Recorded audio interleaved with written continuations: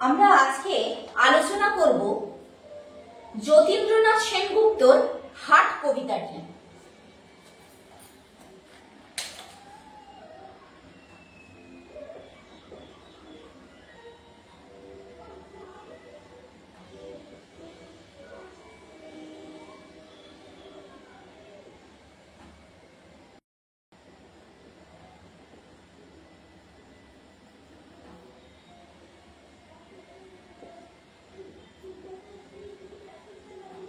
আমরা কবিতাটি পড়ার আগে কবির সম্পর্কে একটু জেনে নেব।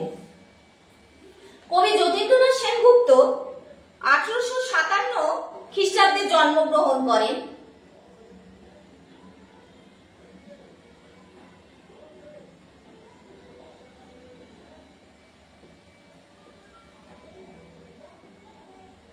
জন্ম নদিয়ার শান্তিপুরে।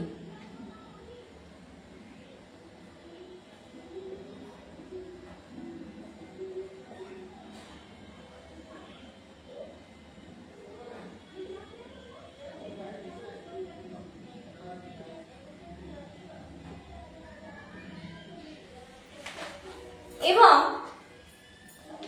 তিনি পেশায় ইঞ্জিনিয়ার হলেও যতীন্দ্রনাথ সেনগুপ্তর সাহিত্যের প্রতি বিশেষ প্রেম ছিল। তাই তিনি তার এই ইঞ্জিনিয়ারিং পেশা ছেড়ে তিনি কবিতা এবং সাহিত্যের দিকে নিজেকে এগিয়ে দেন। তিনি যতীন্দ্রনাথ সেনগুপ্ত কল্লোল গোষ্ঠীর কবি ছিলেন। আর এই কবিতাটি মরুশিখা কাব্যগ্রন্থ থেকে নেওয়া হয়েছে।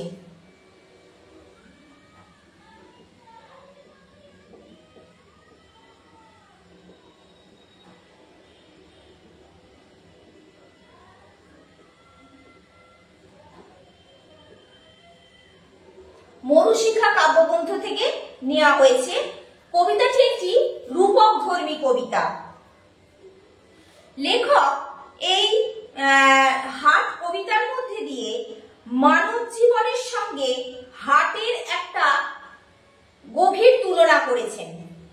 সেটা আমরা যখন কবিতাটি আলোচনা করব তার মধ্যে দিয়েই আমরা বুঝতে পারব। কবি এই হাট কবিতাটিকে একটি নাটকের মঞ্চ হিসাবে কল্পনা করেছেন।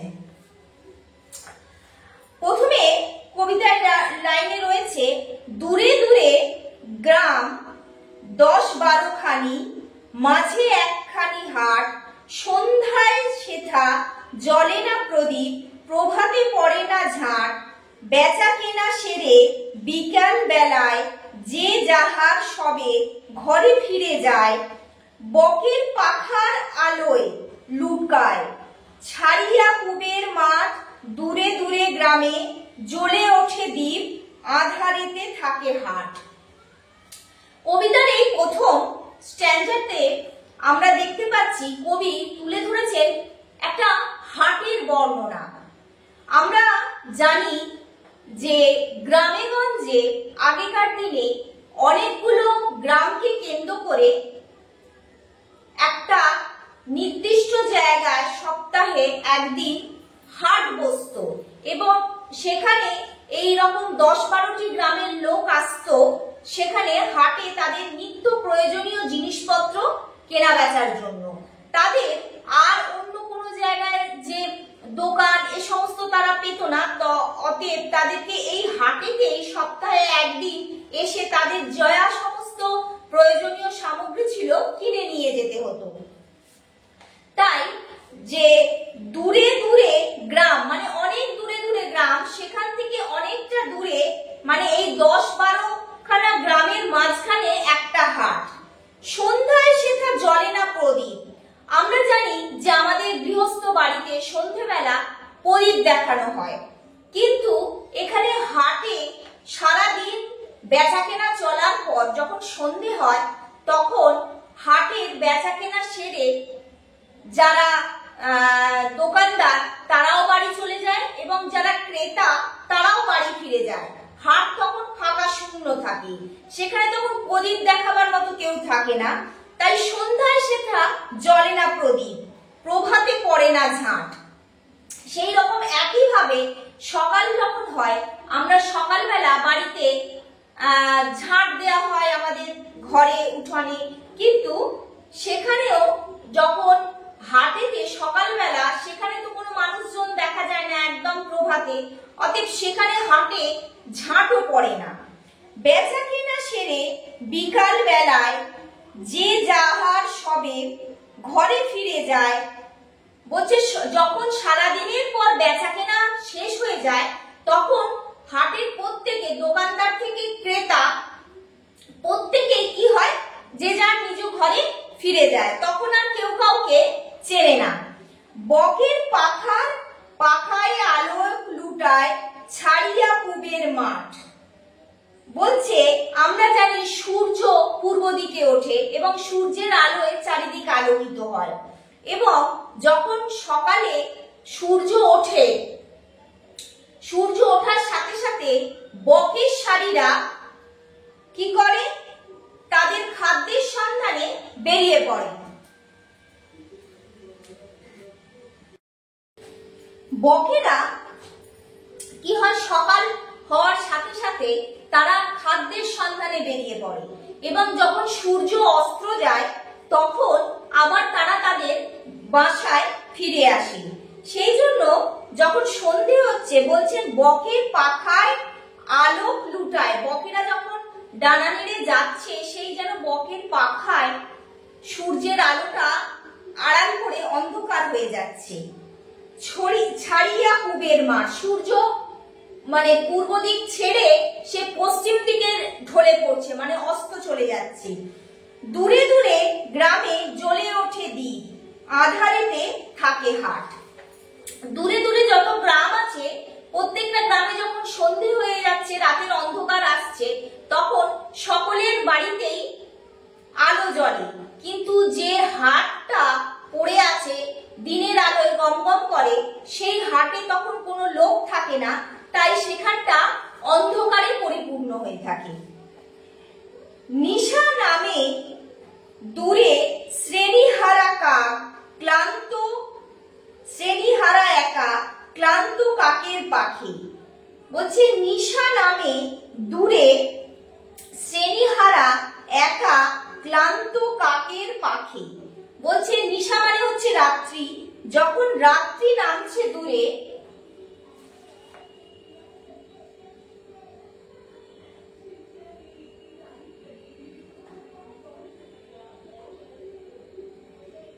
যখন দূরে রাত্রি নামছে তখন কি হচ্ছে, শ্রেণীহারা একা ক্লান্ত কাকের পাখি। শ্রেণীহারা মানে দলছুট, মানে একটা কাক একসাথে দলবদ্ধভাবে কাকেরা যাচ্ছিল, তা থেকে একটা কাক সেখান থেকে দলছুট হয়ে গেছে, তাই বলছে শ্রেণীহারা একা ক্লান্ত কাকের পাখি। সেই রাত্রির নিশার সাথে তুলনা করছেন। নদীর বাতাস ছাড়ে প্রশ্বাস, পার্শ্বে পাকুর সাথী। বলছে নদীর ধারে যে বাতাস, সেটা কি প্রশ্বাস ছাড়ছে, কোথায় না পার্শ্বে মানে পাশে পাকুর শাকে। পাকুর হচ্ছে বট জাতীয় একটা গাছ, তাকে পাকুর বলছে। পাকুর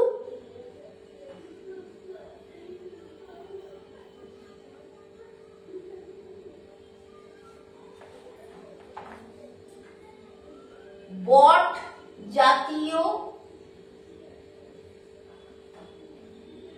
গাছ।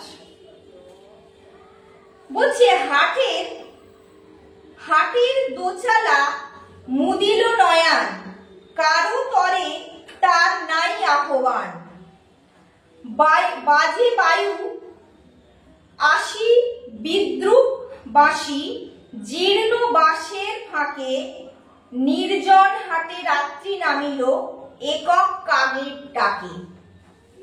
এখানে হাট কবিতার মধ্যে বলছে যে হাটের দোচাল মুদিল নয়ান, মানে হাটে আমরা দেখি দোচালা দোকান থাকে, সেগুলো যখন সন্ধে হচ্ছে, হাট যখন উঠে যাওয়ার সময় হচ্ছে, সেগুলো সব বন্ধ হয়ে যাচ্ছে। তাই এখানে সেটাকে বলছেন হাটের দোচালা মুদিল নয়ান, কারো তরে তার নাহি আহ্বান। দোকান যখন বন্ধ হয়ে আসছে তখন আর কোনো বিক্রেতাকে তারা ডাকাডাকি করছে না বিক্রির জন্য, তাই কাউকে আহ্বান করছে না। বাজে বায়ু আসি বিদ্রুপ বাসী, জীর্ণ বাসের ফাঁকে নির্জন হাটে রাত্রি নামিল একক কাকের ডাকে।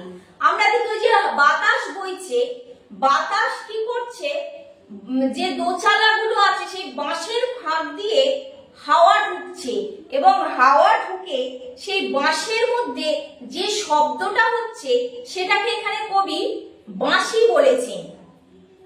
এবং সেই হাট তখন নির্জন, কেউ লোক নেই সেখানে, তাই সেখানে কবি বলছেন যে সেই বাঁশিটা মানে যেন বিদ্রুপ করছে হাটটাকে।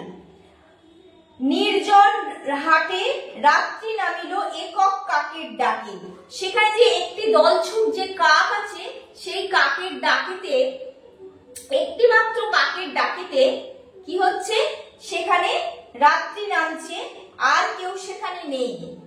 আবার এখানে কবি মানুষের জীবনের সাথে এই কবিতার তুলনা করছেন।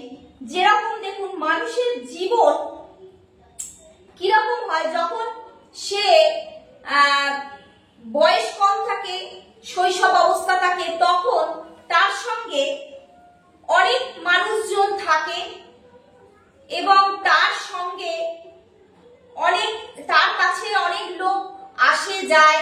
কিন্তু যখন মানুষের বৃদ্ধাবস্থা হয়ে যায় তখন মানুষ একা, তখন সে আর কাউকে আহ্বান করে না, সে তখন তাকে জীবন একরকম বিদ্রুপ করে।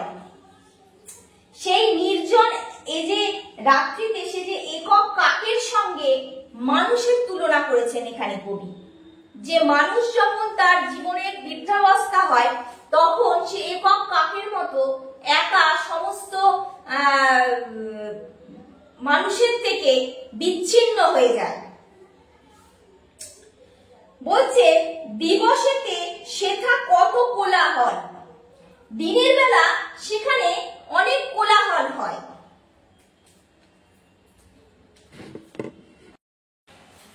বলছে দিবসেতে সেথা কত কোলাহল, চেনা অচেনার ভিড়ে, কত না ছিন্ন চরণ চিহ্ন ছড়ানো সেই ঢাই ঘিরে। বলছে যে দিবসেতে মানে দিনের বেলায় সেই হাটেতে সেখানে প্রচুর মানুষের সমাগম হয়, তাই সেখানে প্রচুর কোলাহল হয়, মানে সেখানে এত মানুষের ভিড় হয়, বিভিন্ন গ্রাম থেকে মানুষ যাচ্ছে, তাই সেখানে সব সময় শব্দ মুখরিত হয়ে থাকে। কত চেনা অচেনার ভিড়, অনেক চেনা মানুষও হাটে যায় এবং অনেক অচেনা মানুষও যায়, কত মানুষের সঙ্গে পরিচয় ঘটে, তাদের পায়ের চিহ্ন সেখানে পড়ে থাকে, যে তাদের পায়ের ছাপ, এত মানুষের পায়ের ছাপ সেখানে থাকে। কোনো পায়ের ছাপ হয়তো মিলিয়ে যায়, আবার কখনো কোনো পায়ের ছাপ সেখানে থেকে যায়। মাল চেনা চিনি দর জানা জানি, কানাকড়ি নিয়ে কত টানাটানি, হানাহানি করে কেউ নিল ভরে, কেউ গেল খালি ফিরে, দিবসে থাকে না কথার অন্ত, চেনা অচেনার ভিড়ে। বলছে মাল চেনা চিনি, যখন জিনিসপত্র বিক্রি হচ্ছে সবাই সব জিনিসপত্র নিয়ে কোনটা ভালো কোনটা মন্দ সেটা সবাই চেনাচিনি করে এবং দর জানাজানি করে, কোনটার কতটা দাম সেটা জানার চেষ্টা করে। কানাকড়ি নিয়ে কত টানাটানি মানে জিনিসের কত দর কষাকষি চলে, হয়তো বিক্রেতা একরকম দাম বলেন, ক্রেতা আর একরকম দাম বলেন, সেই নিয়ে দর টানাটানি চলে। কানাকড়ি নিয়ে কত টানাটানি, হানাহানি করে কেউ নিল ভরে, কোন যেটা ভালো জিনিস সেটা নেওয়ার ব্যস্ততা সবসময় সকলের মধ্যে থাকে, তাই সেই ভালো জিনিসটা নেওয়ার জন্য সকলের মধ্যে টানাটানি পড়ে যায়। এবং যে সেই ভালো জিনিসটা নিতে পারে সে আনন্দে যায়, আবার কেউ ভালো জিনিসটা না পেয়ে খালি হাতে ফিরে যায়। দিবসে থাকে না কথার অন্ত, চেনা অচেনার ভিড়ে।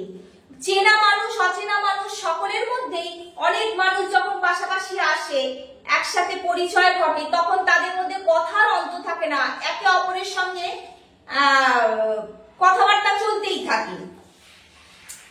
কতকে আসিল, কত বা আসিছে।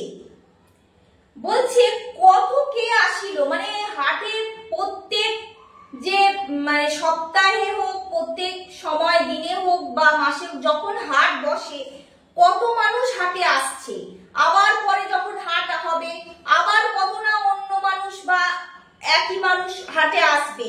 তাই বলছে কত কে আসিল, কত বা আসিছে, কত না আসিবে হেথা। ওপারের লোক নামালে পসরা, ছোটে এপারের ক্রেতা। যখন ওপার থেকে পসরা মানে হচ্ছে ঝাঁকা, পসরা মানে হচ্ছে ঝাঁকা,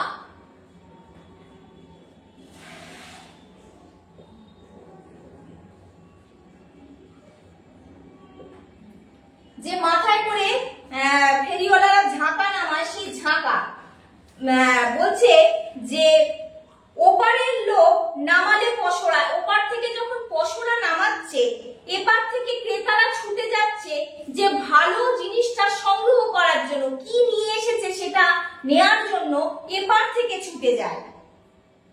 কিন্তু এটা এটা কবিতার একটা হাট, কবিতার মধ্যে আমরা হাট সম্পর্কে জানতে পাচ্ছি, কিন্তু এটাই কবি যে মানব জীবনের সঙ্গে যেটা তুলনা করেছেন, ওই যে কত কে আসিল, কত বা আসিছে, কত না আসিবে হেথা। এই যে আমরা মনুষ্য জন্ম নিয়ে জন্মাচ্ছি, প্রত্যেক দিন কত না কত মানুষ জন্মাচ্ছে, কত আবার মারা যাচ্ছে, সেগুলোই কবি সেই মানুষের এই জন্মানো এবং মৃত্যুর সঙ্গে কবি এটা তুলনা করেছেন যে কত কে আসিল, কত বা আসিছে। কবির এক হাট কবিতার এক অর্থ বোঝাতে চেয়েছেন এবং এর মধ্যে দিয়েই জীবনের এক অন্তর্নিহিত অর্থ কবি বোঝাতে চেয়েছেন। ওপারের লোক নামালে পসরা, ছুটে এপারে ক্রেতা। এখানে কবিতায় বোঝাতে চাইছেন যে যখন জিনিসপত্র নামায় বিক্রেতারা, তখন এপার থেকে ক্রেতারা ছুটে যায় ভালো জিনিস নেয়ার জন্য। কিন্তু মানুষের জীবনেও, কর্ম সমৃদ্ধি জীবনে মানুষ তার কাজকর্মের জন্য এক স্থান থেকে এক স্থানে ছুটে ছুটে বেড়ায়। তারপরে বলছেন শিশির বিমল প্রভাতের ফল, শত হাতে সহি পরখের ছল। বিকাল বেলায় বিকায় হেলায়, সহিয়া নীরব ব্যথা। বলছে শিশির বিমল প্রভাতের ফল। বলছে সকালবেলা যখন যে ফলগুলো বিক্রয়ের জন্য বাজারে আসে, সেগুলো শিশির ভেজা টাটকা ফল হয়, সেগুলো পরখ করে নেয়ার জন্য শত হাতে সহি পরখের ছল, সেটা কতটা ভালো কতটা টাটকা সেটা বোঝার জন্য এক হাত থেকে আর এক হাতে ক্রেতারা সেটাকে নিয়ে দেখে বেড়ান। কেউ হয়তো সেটাকে কিনে নেন, আবার এমনও কিছু জিনিস আছে যেটা হয়তো সারাদিনে বিক্রি হলো না, এ হাত ও হাত ফেরি হয়ে কি হচ্ছে, বিকাল বেলায় বিকায় হেলায়, মানে বিকাল যখন হয়ে যাচ্ছে তখন তো সেটা আর শিশির ভেজা টাটকা থাকছে না, সেটা তখন অনেকটা তার টাটকা ভাব চলে যাচ্ছে, সেই জন্য সে তখন হেলায় কি করছে, কম দামে বিক্রি হচ্ছে। প্রভাতে যখন শিশির ভেজা থাকে তখন টাটকা জিনিসের যে মূল্য ক্রেতারা দেন, যখন বিকালে হেলায় সেটা পড়ে থাকছে তখন সেটার মূল্য অনেক কমে আসে। সহিয়া নীরব ব্যথা, তখন সেই ফলটা কি করছে, সেই নীরবে সেই ব্যথাটা সহ্য করছে। সেরকম মানব জীবনেরও ব্যথা আছে। কবি এখানে যে বিবরণ দিয়েছেন এই শিশিরে ভেজা এই ফলের সাথে মানুষের জীবনটাও ঠিক এই রকমই। যখন কোনো এক শিশু জন্মায়, যখন শৈশব অবস্থায় থাকে, তখন তাকে নিয়ে যে উচ্ছ্বাস উন্মাদনা থাকে, যখন সে তার জীবনের শেষ সময় বৃদ্ধাবস্থায় হয়ে যায়, তখন সে হেলায় পড়ে থাকে, তখন আর তার প্রতি মানুষের সে কদর থাকে না। এখানে কবি এইভাবেই এই প্রভাতের ফলের সাথে মানুষের যে জীবনের তুলনা করেছেন। হিসাব নাহি রে এলো আর গেল কত ক্রেতা বিক্রেতা, বলছে হাটে প্রত্যেক দিন কত ক্রেতা কত বিক্রেতা আসে, তার কোনো হিসাব থাকে না। নূতন করিয়া বসা আর ভাঙা, নতুন করে বসছে আর ভাঙছে, প্রত্যেক যখনই হাট বসে তখন নতুন করে সাজিয়ে হাট বসানো হচ্ছে, আবার যখন ভাঙছে তখন আবার ভেঙে যাচ্ছে, আবার পুনরায় তাকে তৈরি করতে হচ্ছে। নূতন করিয়া বসা আর ভাঙা পুরানো হাটের মেলা। দিবস রাত্রি নূতন যাত্রী নিত্য নাটের খেলা।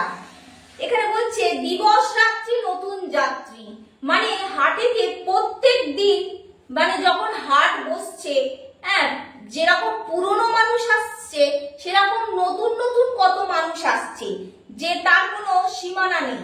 সেই জন্য বলছে দিবস রাত্রি নূতন যাত্রী নিত্য নাটের খেলা। এখানে নাট বলতে ঠিক নাটক টানায়, নাটের খেলা মানে হচ্ছে নাট, এখানে যে নাটের গুরু অর্থাৎ ঈশ্বরের কথা এখানে বোঝাতে চাইছে, যে ঈশ্বরেরই হাতের সমস্ত কিছুই খেলা। খোলা আছে হাট মুক্ত বাতাসে, বাধা নাই ওগো যে যায় যে আসে। হাট সর্বদাই সকলের জন্য খোলা থাকে, যে যখন খুশি সেই হাটে যেতে আসতে পারে। কেহ কাঁদে কেহ গাঁঠে কড়ি বাঁধে, তার মানে যে সারাদিনে হাটে বিক্রি করে প্রচুর অর্থ লাভ করলো, সে তার গাঁঠে মানে হচ্ছে ধুতির যে পরার কোমরের যে ভাঁজে সেখানে সে অর্থ সঞ্চয় করে নিয়ে যাচ্ছে। আবার কেউ কাঁদে, যার হয়তো সেদিন সেরকম বিক্রি হলো না, তার উপার্জন সেরকম হলো না, সে তখন কাঁদছে। তাই বলছে কেউ কাঁদে কেউ গাঁঠের কড়ি বাঁধে, কেউ লাভে আনন্দে গাঁঠের কড়ি বাঁধছে আর কেউ লোকসানে কান্নাকাটি করছে। ঘরে ফিরিবার বেলা উদার আকাশে মুক্ত বাতাসে চিরকাল একই খেলা।